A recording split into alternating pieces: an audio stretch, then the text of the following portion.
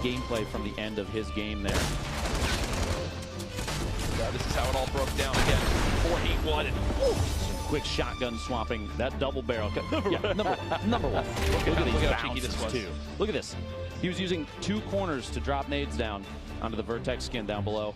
Gets that Elam to win the game. That's why I'm casting and not playing. Yeah, absolutely. People are like, why aren't you playing Jack? I don't know why they sound like that, but Wade himself. The zone closing on in.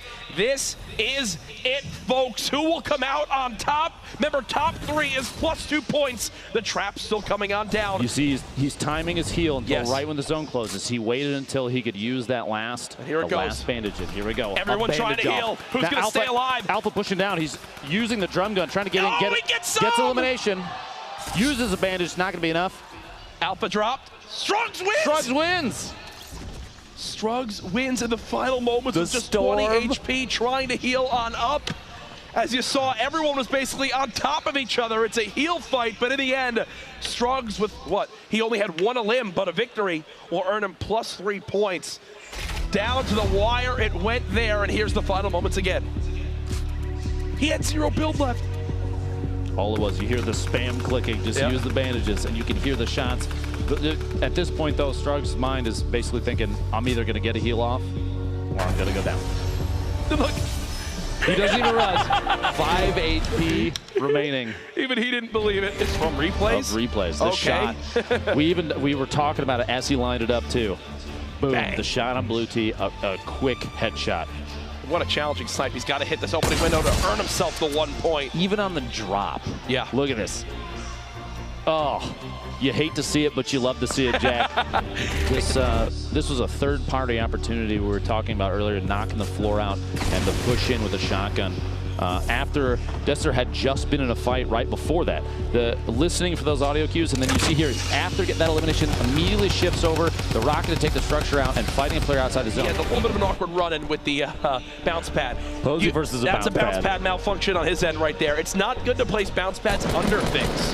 He's trying to shoot the wall out and trying to sneak his way out, and just was not fast enough. That's hands up. I can't believe that happened. And I'm going to be honest with you, I know that feeling. That's a tough one, man. He's counted up. I think he just made a gesture of, I believe that was what, 5? He got top 2, just +2, 7. Yeah, Nate just got 5 points for that game alone, folks. Just waits to the right second, takes a shot and gets it. This is for looking for Elam number 4. And the snipe, 86 meters. X is caught off guard, looking to third party himself, and Nate says, no, I got this first. The shot. I'm trying to show some love to everyone participating here in the final week of the Fortnite Summer Skirmish. That's really accurate long-range shots right of the last shot on Boss, just barely pulling it off. As you're saying, there's so many skilled players here. It's going to be tough to see everything. Fast edits from everybody. For the Victory Royale, and I think he got enough, too, for some elim bonus as well. We'll have to see here towards the last clip how many eliminations he actually came away with. But really accurate shots, takes Fugues out, who at that moment was actually leading in eliminations. Yeah, that's got to feel good. He might not know that that Fugues had the most, but that's big. That's a big play. You see here, he's got 3 elims already on top of the win. It's going to put him at 4, but it's not enough to push him to the 2-point elim bonus. Actually basically elimed himself there because he had to move with the zone. He did. Completely weak behind that wall, and that's a brilliant stink. That might eliminate him. That's how weak he was. 5 HP. It takes 5 HP, and that's all he needed. Difference here, Diabolic has a ton of builds. A ton of materials left. He's going to go for this peek shot with the shotgun. And there it is. What a beautiful juke right there. Diabolic playing with his opponent there will go ahead and get that elim, and now he's got to immediately run. But having no builds remaining is going to be really tough. There is somebody inside there, the drum gun. Hold down that left mouse click and see if he can knock in. He's moving around the outside. He's going to try and make a play. A flank. Are you kidding me? Synergy using the storm to hide and gets the elimination on Psalm. If this goes down to a heal fight, 72 Hours wins it. Without a case, but there's the engagement trying to build on up. A quick shotgun blast. The second comes in as well. Brandon down to just 54 HP. 72 Hours popping minis. The zone's closing on in. He's got to go for this right now. Brandon dropping on in. 72 Hours into the zone. Oh, are you kidding me? With 3 HP. Shows why he's one of the best players out right now, making the choice earlier before this engagement to push out the storm. And yet again, spraying that drum gun, man, comes in clutch every time. He used 2 drum guns. It fell short, literally, of that 7th elim. including this snipe there on Exus as the storm's starting to close in. He secured a number of eliminations on players that were caught totally off guard because his position, his awareness of their position right there, another one, a maze getting stuck inside a box as the storm is moving. He's playing intelligently. He's playing for an advantageous position of his opponents, and even right there. 72 hours, we got more highlights from you, my friend. We've been talking a lot about you. Let's show everyone how you did it.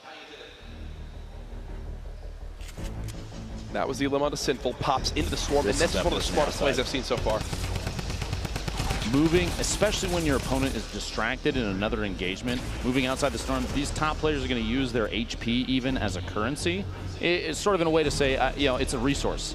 I've got materials, yeah, but I also have hit points that I can use to survive outside the storm where players aren't necessarily looking. And right there, knowing exactly where his opponent is going to be and spraying at the corner as they were trying to build, trying to defend themselves. What Serverzo was doing that whole time was he was dropping down that structure to where there was only one area left that he could see for.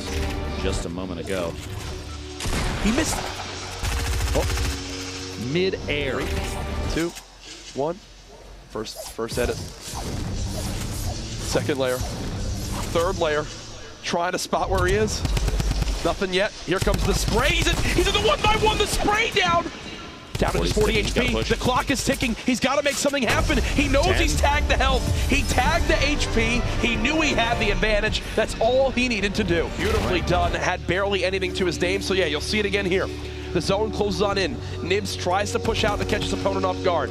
Doesn't happen because immediately it's just awkward. The player's just above him. Now he's trying to out-heal, out to the damage, and it just wasn't enough. He drops to the zone. GG.